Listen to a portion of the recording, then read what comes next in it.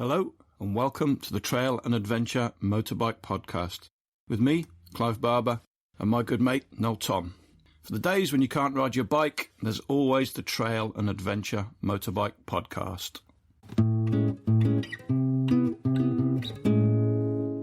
That actually should have said, welcome to the Trail and Adventure Motorbike Podcast with me, Clive Barber, and my good mate, David Goldman. Again, we're trying something slightly different this week. We're doing something in conjunction with David Goldman from the motorcycleportraits.net, where we're talking to some of the people that took part in his photography project, which he's been doing for the last few years all around the world. This week, we're talking to Kinga Tanajewska, who is currently on holiday in Australia. It's given David and I the opportunity to talk in a much longer format to people that he talked to briefly in his photography series. Each of his photographs has a short interview attached to it, so it's just giving a chance to talk for a much longer period of time to some of the stars of that project, the motorcycleportraits.net. We had a few issues with sound, but I promise we'll get those sorted out for next time. It's going to be an occasional series, maybe do one a month or something like that. We'll just see how it goes and who makes themselves available. But before we dive into it, I just wanted to mention one more thing. Carl at HR4K has organised an event to help support Craig and Carl Searles, who are trying to compete in next year's Dakar Rally. They're aiming to be the first ever pair of brothers from the UK to finish it. Check our back catalogue. There's an interview with those guys as well. The event is being held in Hereford at HR4K on Sunday, the 24th of March from 10 in the morning until 3 in the afternoon. It should be a cracking day. They've got explorer, author and photographer Zoe Kano, who's going to be doing some kind of presentation. She's crossed Peruvian Andes on horseback, amongst lots of other amazing trips. The TRF are going to be there to talk about trail riding, promote responsible and sustainable riding, and then Rally Moto are going to be there too, talking to people about the amazing roadbook events that they run throughout the country. So all in all, it should be an absolutely cracking event. We've sent down some goodies, so please support this event. It sounds like it should be an awful lot of fun. Sunday, the 24th of March, HR4K in Hereford. They're all over Facebook, Instagram. You'll find all the details you need. Right, let's get on with it. Hey, there we are. G'day, mate. Davo, how you going, mate? Nice one, brother. How's my hair? It looks lovely. I have the same issue. I've got big hair, so I have to reshape it every time I take my helmet off. Nice to meet you, Clive. Sorry, I just woke up. And I'm on a boat. That's why I blurred the background, because it's really bad. You're on a boat? On a boat, yeah. Like a houseboat or? Big motorboat, a mate's boat. Are you in Monte Carlo on a yacht? Yeah, something like that. In Melbourne, mate. Are you on the Vidal Sassoon yacht? That's the one. I'll show you. So this is it. Wow, well that looks pretty amazing. Right? So I blurred the background because it's too distracting. Is this where you're living for now? This is my mate's boat. He lives on it now. Yeah, but it's a big police boat, like a old police boat. Well, nice to meet you. Thank you for the invite. Me and David have been talking about this for a while now, doing some of the people that he met up with and photographed and doing some longer form interviews with them. We both had our photograph taken. You because you're quite famous, me because you just wanted to stay at my house. So it's just nice to have that for a few people that are willing to do it, have some sort of longer form interviews. So I'll probably say that again when get into the podcast. We are trying something slightly different today. Noel's not here, which will disappoint a lot of people. But we've got two fantastic, well, I guess one guest and one collaborator, I suppose, because you all met David Goldman last year. It was season 4. Episode 17. Now, David was travelling the world doing the motorcycleportraits.net. That's right, isn't it, David? That is correct. So David's project, if you haven't listened yet, check out season 4, episode 17. He was travelling the world taking photographs of notable people in the motorcycling arena, plus the people he slept on their couch as well, and they made him take their photograph, i.e. me. David takes amazing photographs, and he also recorded sort of short form podcasts, sort of 3 to 5 minutes of people talking about who they were and how they got into bikes and things like that. And David and I have kept in touch, and we thought it'd be quite nice to do some more long form interviews with some of the people that were involved with his project. How long has it been going for, David, your project now? You know what's crazy? I've been pitching it to some sort of higher end celebrities because I'm going to be in Los Angeles next month. And I was looking back at when I first did like the very first portrait. I think it's like 5 or 6 years ago. But at that time, I had no idea that I would get anybody. And I certainly didn't think I would still be doing this. That was pre-COVID and everything. But yeah, it's crazy. It's definitely the most long-term project I've ever endeavored upon. Is this a roundabout way of telling me that in about 6 months' time we're going to have Keanu Reeves on the podcast? I'm actually trying to get to him, so we'll see. You should have said I'll send you his phone number. I really did a Hail Mary. We'll see if I can get to any of these. What about George Clooney? Does he ride? Yes, he's on the Triumph. Is he? I didn't know that. I'll tell you who I went at. I don't know if this is jinxing it, but like whatever. I went after Keanu Reeves. This is for my LA trip. Keanu Reeves, Ryan Reynolds. It sounds so silly to say it out loud. Tom Cruise, Brad Pitt, and Jay Leno. Pink rides too. Well, I actually, because Pink's husband is a big motocross dude, right? But I haven't tried for her on this trip. But we'll see. Some people are super easy. They're begging me to photograph them, and no, just kidding. And some people are hard to get to. So. And if you haven't guessed already, we've got a very special guest who, in the motorcycle world, is just as famous as any of those people we've just talked about. Probably more. Yeah, we've got Kinga Tanajewska. How's that pronunciation? Wow, excellent pronunciation, Clive. Well done. Kinga has been travelling the world for how many years now? It will be 7 years in April. That's incredible. We'll get into more details right now, but obviously you're fairly massive on YouTube. I've got some statistics here, which you may or may not know. I don't even know. Oh, actually, I looked earlier. It was 319 videos. It might be 320 now. You might have put another one on today. Yes, I did. 313,000 subscribers. You posted your first video 10 years ago. Wow, 10 years. Yes, from a trip around Australia. Tell us who you are, tell us where you are, and tell us why we're talking to you. Well, thank you so much for the invite. It's nice to meet you, Clive, and good to see you, Davo. David and I will go way back, all the way to Nova Scotia. David hosted me in Nova Scotia when I was crossing by. So my name is Kinga Tanajewska. I'm originally from Poland. I immigrated to Australia in 2006, and I lived here for 12 years. And 7 years ago, I took off for my round-the-world trip. So far, I've done Asia, Europe, Africa, North America. My bike is at the moment in Vegas, in the US, because for the last year, I was riding through USA and Canada, Alaska, Canada, USA, or just zigzagging. And my plan now is pretty much join my bike this year and continue south. So my last continent will be South America, but I reckon, it's going to take me around 3 years to finish to do that continent, because I will go to literally every country. That's having only one continent to do. Does that not kind of stress you out a little bit? No, it doesn't stress me out because I still have around 3 years to go, but I already think about what I'm going to do next. So I do have some ideas. Maybe I won't continue traveling overland, and I maybe focus on places I haven't been and maybe ship my bike to locations where I haven't been, something like that. I'm sure I'll be still riding. This is my lifestyle. I can't think of doing anything else, to be honest. And it became my job because I'm a YouTuber, I'm a sponsored rider. So as long as I'm on the road and I have content and I can share this content, I'm earning money. I like this lifestyle. It's good. I'd rather be doing that than doing engineering. My background is civil engineering. I like this life. So when you say you've got 3 years left, what did you mean by that? To complete the first lap around the world, to do all the continents. So I need another 3 years to finish South America, that's for sure. And then we'll see. 10 years is give or take to go around the world, which is really interesting because a lot of riders, there almost seems to be this like race to go around the world. Like I'm the youngest person, and this is no shade on any of these people, because if you've traveled at all on a bike, the challenges. Like it's no bullshit to travel, whether you're doing it in 4 months or 10 years. But I think it's something a lot of people, when they travel, they're like, oh, I want to go here, I want to go here. Let's go to the McDonald's in every town and the Hard Rock Cafe. But what are you really seeing, But when you are clearly taking the time to meet people and immerse yourself in the culture and learn about the locations and see these off the beaten track, is so much more valuable, I think, anyway, in the canon of a life story, right?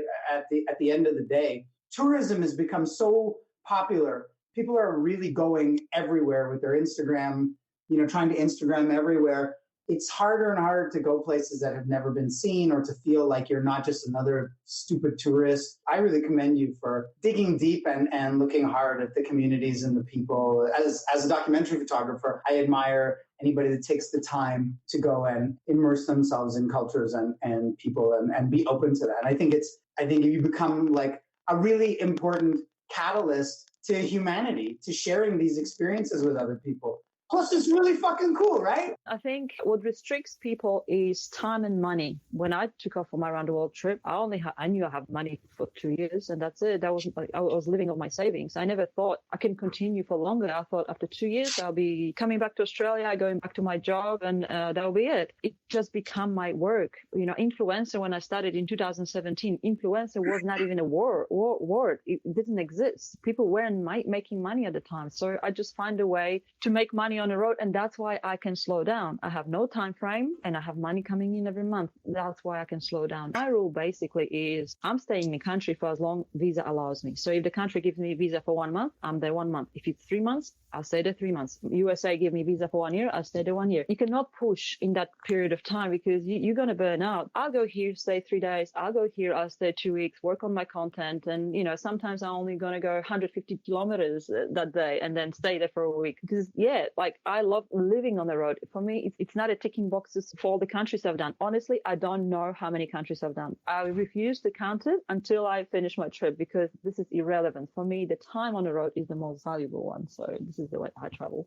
When you started, did you foresee yourself traveling around the world, or were you, if you want to share with the reasons why you started your trip, but like whenever you set off on that thing, it was like, I'm going around the world, or I have 2 years and X amount of money, and then these other things have sort of presented themselves to you, and then you were able to just sort of, the road just opened up for you, like, oh, whatever. Hypothetically, I made $500 this month. I can actually keep going for another month. Maybe, like, is that how it kind of happens for you? Pretty much. It was just one step at a time. After 2 years, I hardly reached Africa, and I'm thinking, oh my God, my money is running out. I haven't even crossed Africa. What I'm going to do? So I got to the point where I had to sell my apartment in Sydney because I was running out of money. But at the same time, YouTube kicked in, and I actually went to my sponsors. Hey, I'm, your ambassador for so long. Would you be able to contribute to my trip? And at that time, actually, companies start paying influencers. So I was just waiting for the right time, because when I asked my sponsors before I took off for this trip, no one wanted to give me money. It was just not the thing at the time. Influencers or content creators, they weren't seen as valuable for them. So, but times have changed, and I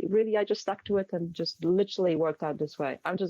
People ask me for how long you're going to continue. My answer is always the same: for as long as it makes me happy and I can afford it. And I really like this life on the road, so I'll continue for now. You had a motorbike when you were a youngster in Poland, and you moved to Australia, I think you said in 2006, and obviously you got a bike in Australia. And then you did you do a trip around Australia?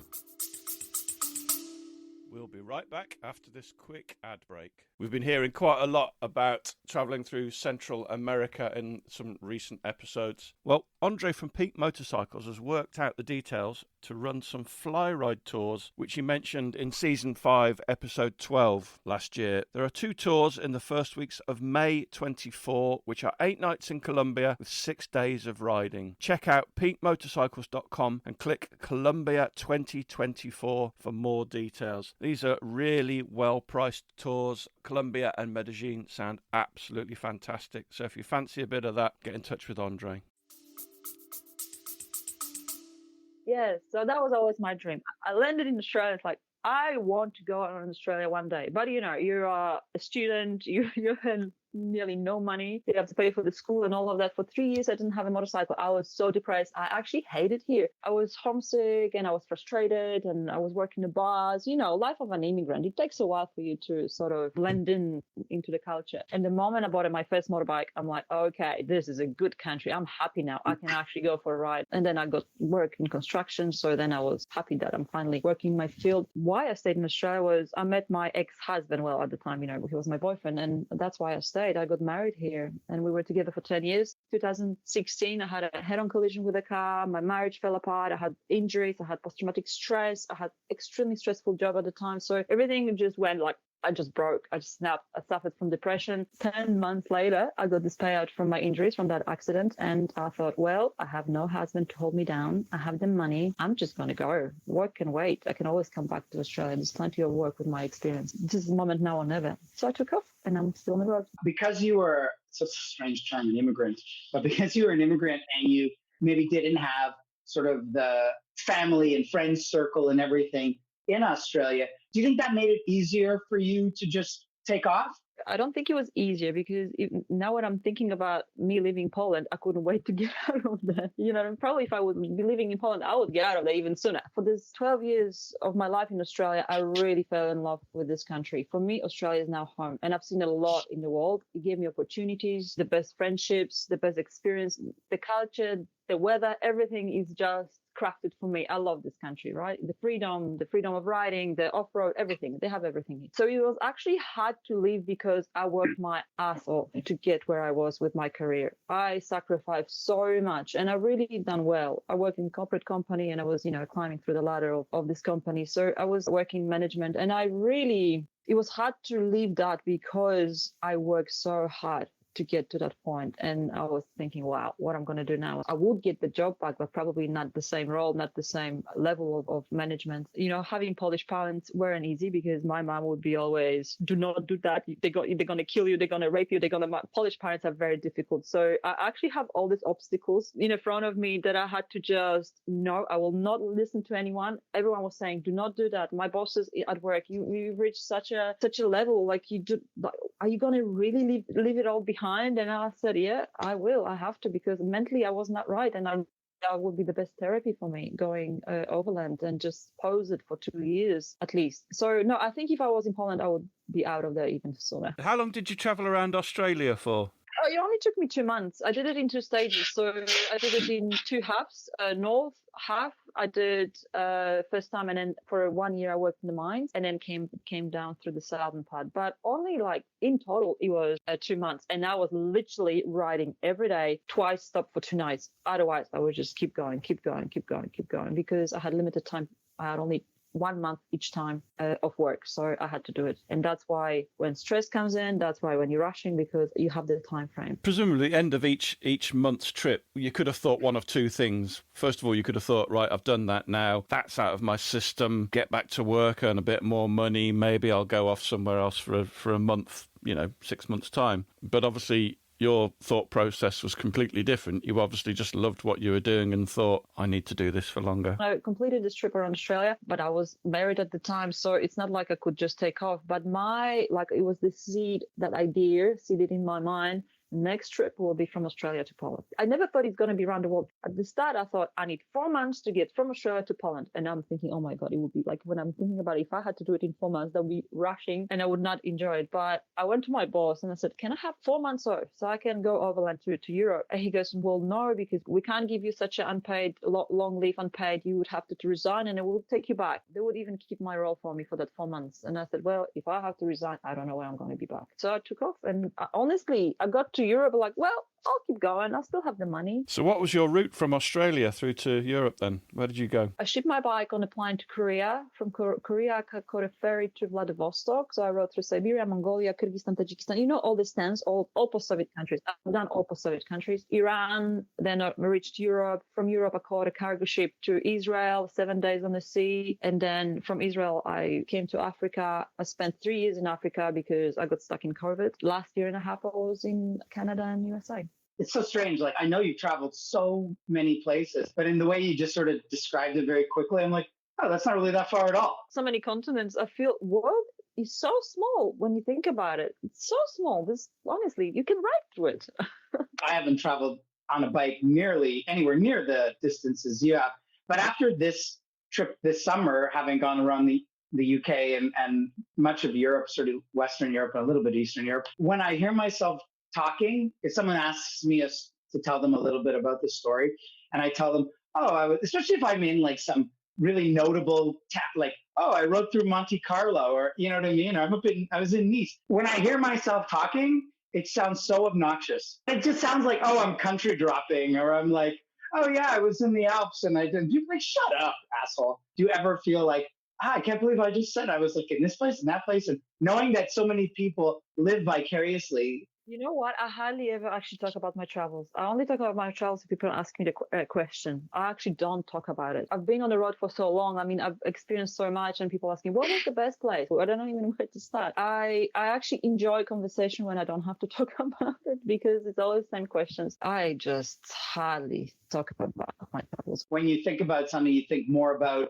the people that you met, and then it's about them, and then they happen to be in, Tajikistan, or they're in Arizona or whatever. You're right. For me, I talk about people because I do miss people. I have so many wonderful friendships, and I'm a people's person, and I miss all these friends that I met on the road. And these are my memories. This is what I refer to as country. People I've met and what experience I had with them. And do you ever hook up with hook up is probably the wrong phrase to use, but do you ever end up riding with other travellers, other motorbike travellers you meet on the road? It happens once in Blue Moon, and it will be not more than like day 2 or 3.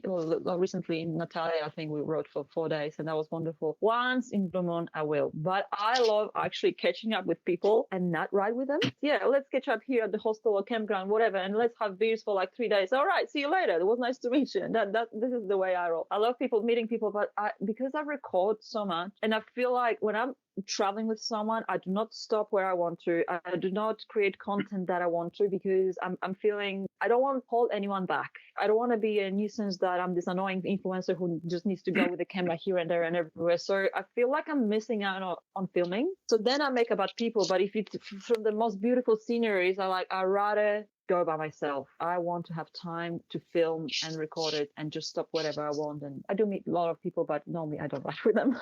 Obviously, you don't get lonely. You quite enjoy being alone, I guess. Honestly, Clive, I have no time to get lonely because I'm a content creator. I'm constantly working. There's no time for me to get lonely. I either film or edit or back up all the stuff or come up with the captions and post pictures and reply to the comments. So it's a full-time job with a lot of overtime. Because I'm doing this, I think that's the reason why I'm so long on the road, because it gives me second purpose. It keeps me motivated, keeps me busy. Then I'm not lonely and I feel like I'm driven. If I didn't have that, I don't think I'll be on the road still. You're effectively on holiday from your travels at the moment in Australia, taking some time out. And that seems to be something you do fairly frequently, as you will actually take time away from traveling. Normally, I would do a break every 6 months. So my 6th month would be 1 month break. And then I would fly to Australia or Poland and then work on my content, bring it more up to date, and then go back on the road. Because I normally burn out on month 5. It's the moment where I'm burning out and I don't enjoy it. I feel tired. I just need to have a rest. But last year in the States and Canada, actually a year and a half, because I was 6 months in Canada and a year in the States, I was continuously just traveling because of the visa restrictions, because of the weather. I need to get to Alaska. I need to get to Yukon. I need to come down on time, before winter. I literally was pushing. I'm telling you, I was so burnt out. That's why my break is now a little bit longer, but there's a few reasons for that. My break is longer because I cannot return to the US just yet because I was there for 1 year and I'm a little bit worried if I come back too early, US officials might not let me in, because law is one thing and saying, yes, I can, but the guy who's letting me in can say no, and you just never know on the border with the US. So I'm trying to leave the gap of 6 months. There were events in Europe, so I went to that, and now I'm actually preparing for a little adventure. I'm not going to tell you where. That will be a whole February. I'll be in a country that I've never been to before, and it will be not on my Chile bike. It will be on another bike, so I will announce it soon. It's nice that I can have that break, and like I'm literally posting since I left USA end of September. I'm posting 2 videos a week. And I'm still in Alaska. That's how much content I created. I need to have that break. I need to bring it up to date. Otherwise, it would be, I'll be posting like footage from 3 years ago. So I need to have regular breaks to bring it up to date. The more I record, more I fall behind. Do you ever feel like a burden to create the content? When I was riding this summer, my content was very small. I didn't have I'm not on YouTube getting paid. I don't have a responsibility. It's not my job. It's new to me to be shooting video in that context. So I shot a bunch and I've only just started to edit now. I remember when I was traveling, that's pretty, but I don't want to stop. I don't really want to shoot anything. I don't care. I'm not doing this for anybody. I'm not in anybody's pocket. So the context is a little different. I don't have a responsibility to do it. But when you have a responsibility, I like traveling because it's not a job.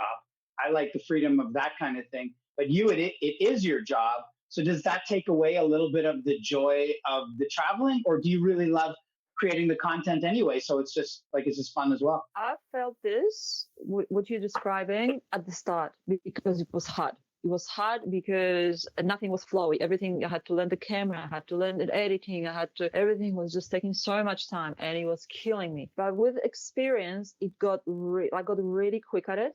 And it just became my second nature. Taking the camera and then recording a few things. Before I would what I'm gonna say, and I had to record it 5 times. Still, it was still bad, right? Now it's just like literally one take, go. One take, stop. This.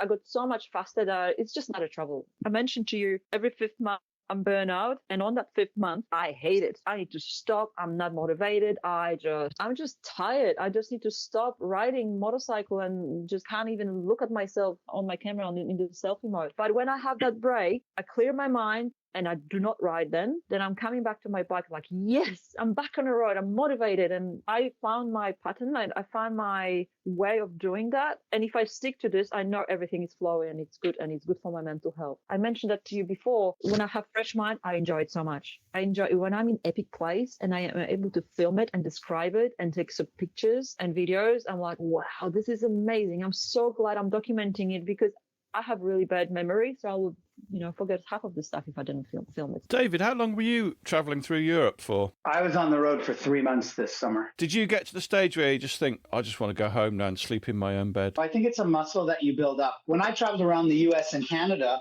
a few years ago, I was on the road for 4 months, which, prior to leaving seemed inconceivable that's a long time. And before that, I was on the road for 2 months. So I've already put in, 4, 5, 6, 7. I've been on the road for 9 months over a period of 4 or 5 years that I did it. As I was getting close to the end of the Europe trip, I was definitely getting fatigued and irritable. I was very cognizant. I'm having this incredible experience and I really wanted to enjoy it because you never know if you'll ever have this opportunity again. You just don't know what happens in life, right? It could be relative to your own life, or it could be family or friends. It could be just myriad things that step in the way. So I really tried to be conscious of that.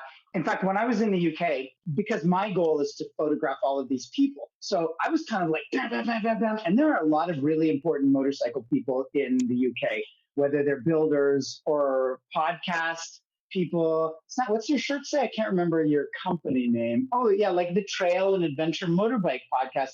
They're very important sponsor of our Irish television show. I found myself that term, the tail wagging the dog. I felt out of control. I felt very much out of control that I had to, holy shit, I got to photograph this guy and this guy and this guy. But all of those people I really, really wanted to get in the series. I remember when I got to Spain, I was using, this is a plug for these guys. They didn't give me anything, but I started using Kalimoto as a trip planner. Yeah. And Mark Wells from Royal Enfield, he told me about it. He was banging on about it. He goes, it sounds like I'm sponsored. It sounds like I have points in the company, but I don't. It's just amazing. And when I started using that, it completely changed my trip. I want to ride these beautiful roads. What an incredible opportunity I'm having right now in my existence on this planet.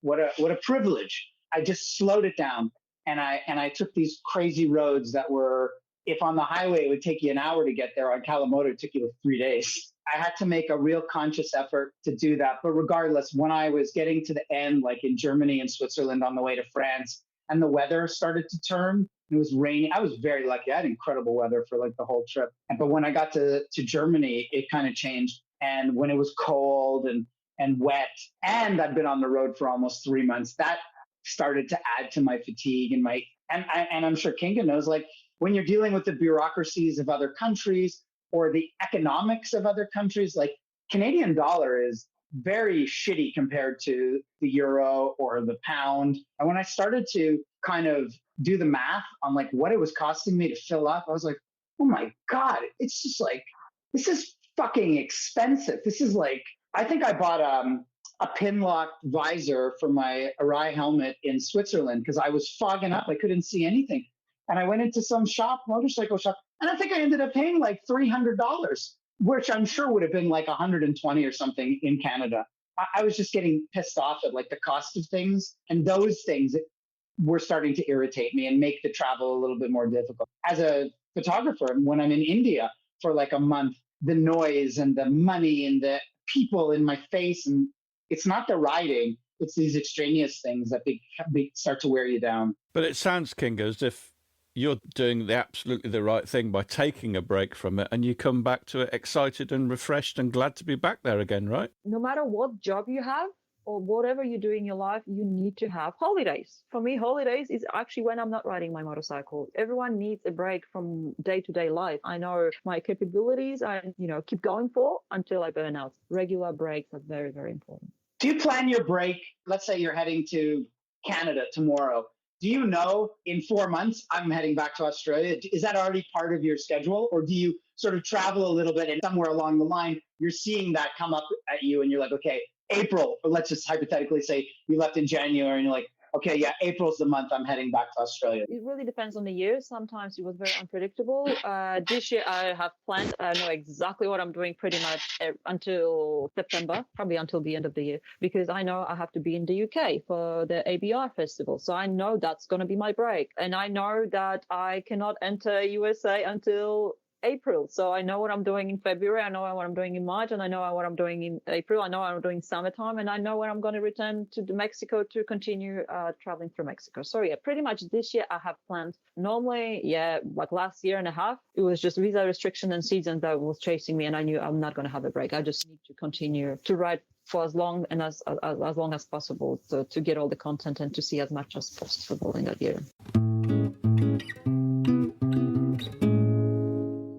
This is a motorbike podcast, Kinga, so we do have to talk about your motorbike. Tell us what you're riding, and you've had the same bike for over 7 years now, I guess? Yes, I'm still with the same bike. My bike her name is Chile. She's 800GS from 2015. We already clicked 160,000 kilometers, which is 100,000 miles. When you think about it, in 7 years, it's not that much. I'm taking my time, but she's in a great shape. People ask me, what is going to be your next bike? I'm not even planning because she's in such a great shape. We're going to have another, 100,000 miles to go. She's got everything what I need. She's simple to service. Everything is accessible. She's reliable and she's basic. She's not a laptop on wheels. The simpler, the better. Perfect bike for overlanding. So I'm going to stick to Chile. Have you had many issues with Chile? By the way, on this podcast, we sneer at people that name their motorcycles. We don't agree giving inanimate objects names, by the way. Oh, you have no connection with your bikes. I do. It's my friend Noel doesn't. I can't bring myself to sell them. It's like family, but I just don't give them a name. No, she's got a name. She's the best friend I've ever had. We talk a lot together. We make decisions together.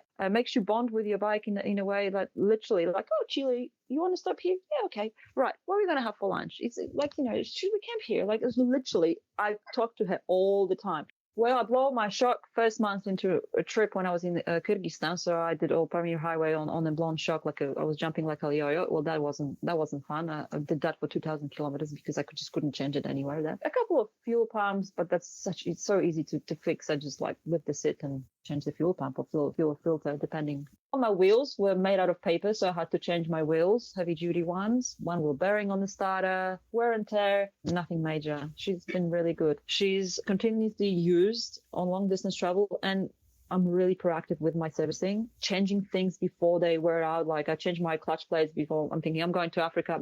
I'm just changing my clutch plates now because you just never know. So I had only one punch in Turkey in 2017 because I bought these tires in Kazakhstan and they were off the shelf and who knows how old they were. But apart from that, I never had a puncture. But this is, again, probably thanks to my wonderful sponsor, Bridgestone, because they're sending me tires everywhere I go around the world. That's an interesting thing that comes to mind. Like, so you have this sponsor, Bridgestone, and you're saying that they would actually rather send you tires to wherever they can versus saying go into a dealer, buy them, and we'll reimburse you. They find it better to just send them to you. That's kind of interesting. In Africa, there was no dealers. They had to send me tires. There was nothing available except for South Africa. Even the US, they contact the distributor, and distributor sends me tires to my location. I've seen, like, when I watch YouTube videos of people on their bikes, they're like, oh, we broke down and it's a fucking fuel pump. Stupid little fuel pump. Do you carry anything like that with you? Yeah. I carry fuel pump or fuel pump filter, sometimes both in Africa. Or, sometimes if you only change the filter, you still can go for like 10,000 kilometers on the pump. With my 800, I don't know how our other bikes. Sometimes you would get bad fuel, no doubt about it. In the US, the fuel is so bad. I had to change the pump in the US because it was just like so crappy, she wouldn't go. Sounds like you're pretty handy with the spanners then. Do you do most of the work yourself, I guess? Just the basic service like fuel pump or change tires. Although if I don't have to change my tires, I do not do that because I hate it. I'd rather be working on my content than changing tires. So if I change my tires, I'll take it to the shop or whatever, unless I have a flat, but I only had a flat once. If I have an opportunity to take it to a clever, capable mechanic, I would take her. And I want him to check everything. So yes, if I have to, I do it. But I'd rather someone more professional to check it all for me because maybe there's something I'm missing.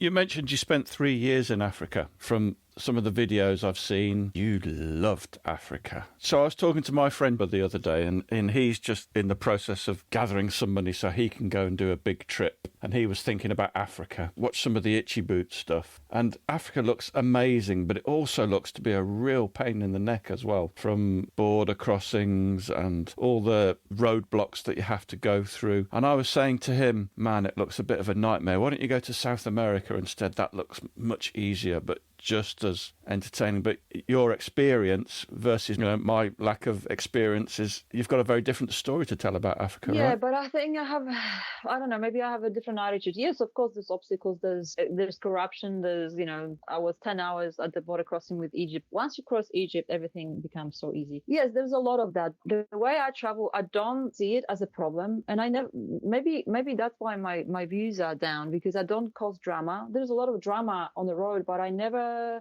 when it's a stressful day and I have stuff to do and things go wrong, my last thing is to grab a camera and record it, because I'm just focused on sorting that problem, and then the second day I will mention about it. Oh, this and this happened, and but you're all good to go. My aim is to motivate people. Like, we have stresses in life. You have stresses on the road too, but nothing ever bad happened to me in Africa. No, nothing got stolen. The only anything got stolen ever from me was in Canada.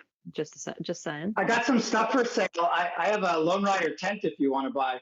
I just picked it up at the gas station. This guy was selling it in New Brunswick. Everyone was friendly. Yes, there's corruption. Yes, you have to wait on the borders, but I don't know. It's just a part of the journey. I'm just really bad at creating drama, and maybe that's my now it's everyone is driven to drama. You have to make it look hard. I don't know. Maybe I'm this old school influencer that back in the days, if you were crying or you were saying it's too hard, people would tell you, well, if it's too hard, go home. Right? There's always a solution. As long as you haven't broken your bones and you're healthy, there's always the way to get out of the situations. Africa really is not scary. The West Coast is definitely more challenging because there's more border crossings and it's just annoying. It's expensive. Every border crossing needs $100 for a visa at least. I haven't done West Coast because during COVID from Morocco to Angola was closed. So I cannot say about this part of the world. I know people who go there, they tend to say it's a little bit harder than the East Coast. East Coast is really easy. It's just flowy. It's easy. People are friendly. There's, big tourism there. Africa is easy to travel. Tim Burke, he's done South America and he's done Africa, and he said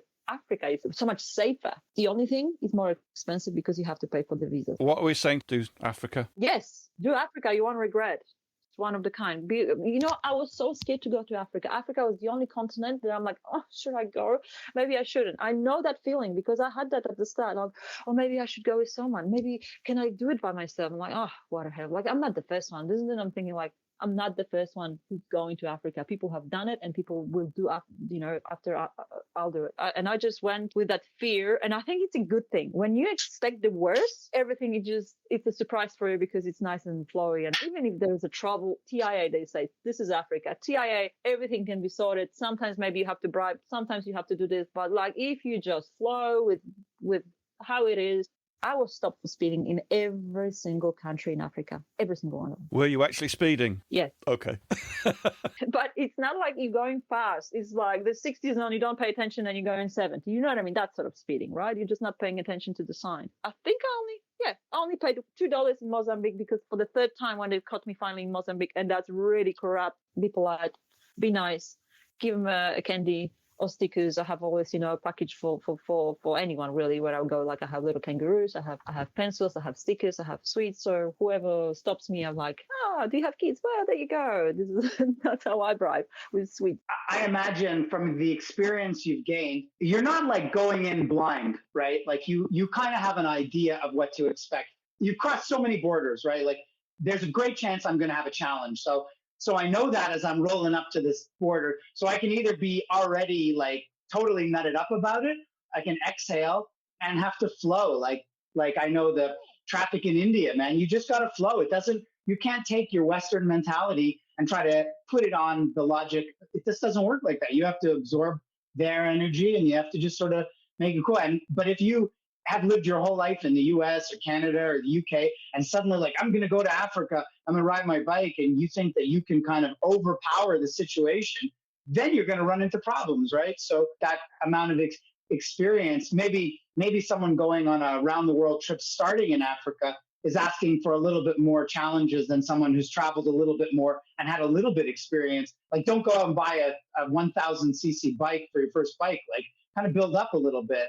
You still have to be of a certain mentality to understand the way, even if you don't actually understand how it works, understand that it doesn't work the way you expect it to. Have no expectations, be open to learn. You're right. If you're living in the Western world and you come into these borders, it's a shock and you get frustrated. And that's why people, like a lot of foreigners from Western world, they're paying the bribes. And like, why did you pay that bribe? Because one will pay, then they're going to expect that all the rest will pay. So, but if we all won't pay, if we're all going to be calm and show them we have the time in the world, then we can even set up our tent if we have to at the border and then start cooking. I know people who like start setting up tents and like start cooking on the border. Like, I've got the time, I'm not paying the bribe. It's like, okay, go. They'll let you go. You just need to show them you have time, be polite, and don't lose your shit. I think the hardest border crossing in the whole world is in Egypt. Nothing makes sense. Nothing. I crossed on a ferry from Jordan to Egypt. I was 10 hours on the border, and that's the best case scenario because sometimes people leave their bikes for 2-3 days, 2 weeks because I'm arriving with my Kana and they go to me, well, this Kana is from Australia. It opens this way, not that way. You have to go to Cairo to pick up this document from the Kana office and then bring it back. How am I going to get there? Oh, there is a bus, 12 hours. 12 hours bus to Cairo. You go there. You spend like 3 days because the bureaucracy, just no one knows what. You have to do that. Well, I had a friend in Cairo and she's Egyptian. And I called her and she said, wait, I'm going to give me these guys. And she, as a local, talked to them. What do you need? I need this paperwork from this and this office. She goes, can I fax it to you? She goes, yeah. So she faxed it. That's what it saved me 3 days minimum. And stress like crazy stress. During these 10 hours, nothing made sense. You go there, you pay that, you go there, you have to tip this guy, you go there, like I've crossed so many borders on Egyptian border, nothing makes sense. You have to have a fixer because otherwise it's just like, and even my fixer didn't speak English. So then I ended up doing everything over the phone with my girlfriend because I had no idea what was going on. So after this border, everything else, even if I have to be on the border 3 hours, just 3 hours, no problem. Like, you know what I mean? Like whatever. Someone, you're arriving on the border, they're all going to go have lunch now. Like, oh, well, it's TIA. This is Africa. This is how they roll. Because I brought my bike in on essentially a temporary import, right? And theoretically it was 90 days. When I got to Dublin, the guy was like, okay, you're importing your bike. And I'm like, no, I'm not importing my bike. I'm just coming and then I'm going to leave after 90 days. He goes, yes, but you're flying here. So you've imported it.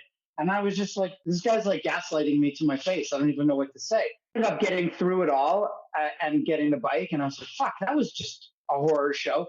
And I rode and rode and rode. And then I'm driving into the airport in Paris. And the airport in Paris is huge. And cargo is like A, B, C, D, E, F. And it's like each of those letters could be an airport size terminal themselves. And I'm always like people say, oh, the French, they're blah, blah, blah. I've always like, no, the French are really nice. My experience has been good. I had the worst time getting that bike out of Paris. She just had me running all over the place. You have to go to this place to get a letter saying that you can leave with your bike. And you have to go here and then you got to go. And I'm like, well, where do I have to go? She gives me this, like you see on a telephone pole of guitar lessons with like a bunch of little tabs, like the little phone number. She gives me this little tab. You go to this place. This is the location. And you use your GPS. You will find it. It's in the GPS, right? And I'm like, fuck, I don't know. So I put it in the GPS. It just has me going around a ring road. Finally, I get to some place. I needed to drop the bike off so we could get on the flight to go home. And, you know, you need to have your bike there a certain hours before the flight, right? And this was a day before. I'm just going crazy. I can't fucking figure any of it out. I try to go to talk to this one guy, and I have my the phone with the translate on, like I talk in, he hears it, right? But I think the guy thought I was trying to record him or something. And he was blah, blah, blah, blah, blah, blah, blah. And I was like, fuck. And I went to turn on my bike. It was in gear, and it just jumped the curb and was like heading right towards the booth for the guy. And I was like, fuck. And the bike fell over, and I was just like, oh my God, I was just yelling and screaming in my helmet. I just went back to the place and I said, this is the form from Ireland. It says 90 days. This is 88 days. Take my bike and send it to Canada. And she's like, blah, blah, blah, blah, blah, and she took it. I'm waiting. I'm kind of looking forward to when I edit the video of me just yelling and screaming in the helmet. That's definitely one to look forward to. Getting back to somebody who obviously has a much calmer approach to travelling, Kinga. Do you have a method of travelling? Do you have a philosophy? Or maybe do you do things now that you probably should have done when you started travelling? It's really hard for me to refer how I was at the start because I've been doing it for so long. It's a never-ending learning sort of process. But what I can say, how I'm traveling now, I'm just so much more peaceful. I'm so much more relaxed. I just go with the flow. Back in the days when I was living in Poland, I was very fiery. I was getting upset. I was just like yelling and just angry. And Australia changed me big way. That's why I'm so grateful to this country, because it changed my Polish mentality where, hey, how about everything can be no worries, mate? You know, like just relax. Stress is bad for you.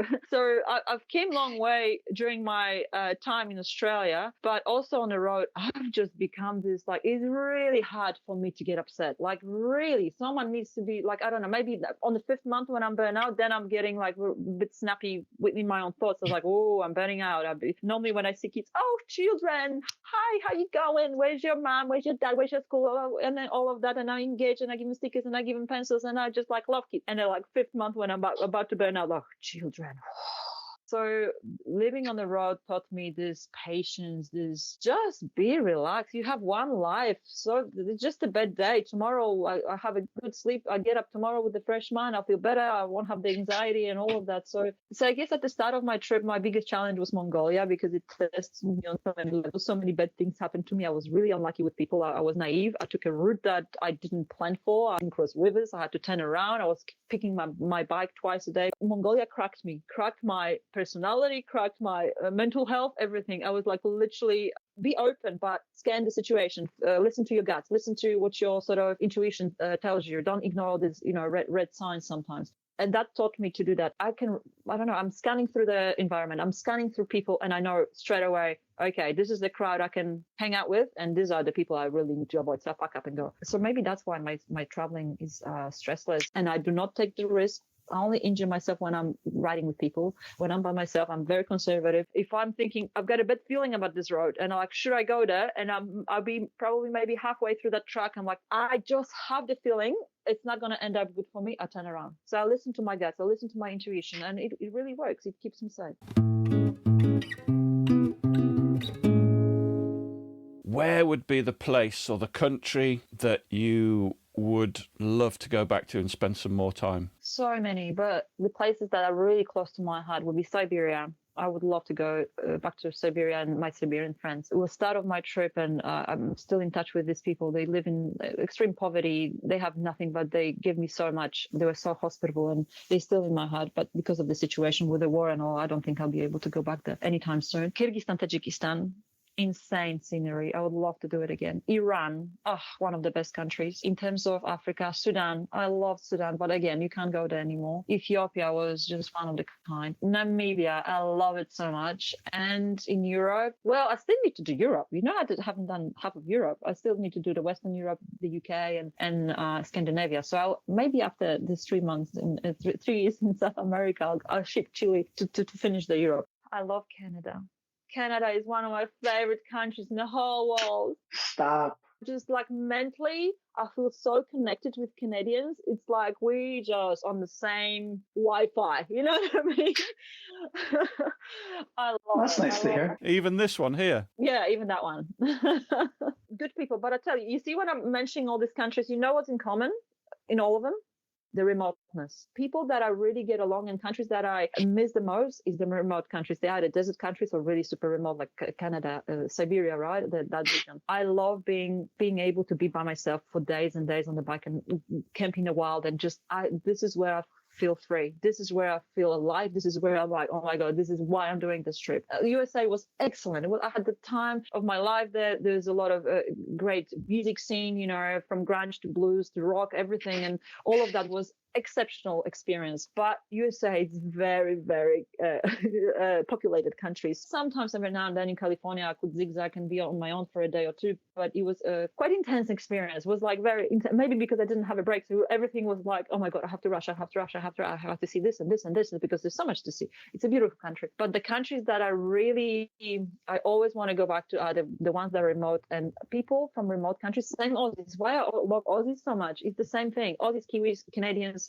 Namibians, Sudanese, you know, people from Siberia. It's in their genes, even if they live in the cities, but it doesn't matter. It's in their genes that they're very helpful and they help each other because they live in remote countries. They have a certain type of mentality people from overpopulated countries don't have, like Europeans, you know, and there's so much history and there's so many languages and this guys don't like this guys and tension and this one and politically, you know what I mean? It's just like a lot of things going on in Europe, you know, because you live there. For anybody that does want to start doing what you're doing, what would be 2 or 3 tips that you'd give to a first-time traveller or somebody that's starting their travels? What was this guy named? The guy from the UK with the overalls? Austin Vince. I remember I watched one of his YouTube videos when he was saying, never listen to people who haven't done similar things because they're the one who put you down. If you ask people who've done it, they will tell you it's easy, something like that. And it really stuck to me. And I said that to all my presentations as well, because I know what my parents were saying, what my friends were saying who never done similar things. Everyone was discouraging. Everyone was saying, don't do it. It's dangerous. It's not possible. It's too hard. So many bad things going to happen to you. I was lucky to host a few overlanders still living in Australia, and